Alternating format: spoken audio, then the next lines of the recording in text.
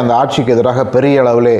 கருத்துக்களை தெரிவிப்பது மட்டுமில்லாமல் அந்த கருத்துக்கள் வந்து மக்களிடம் எடுபடுவது அப்படிங்கிறது யார் சொல்லும்போது அப்படிங்கிறத பார்த்தாக்க இப்போதைக்கு வந்து அண்ணாமலை தான்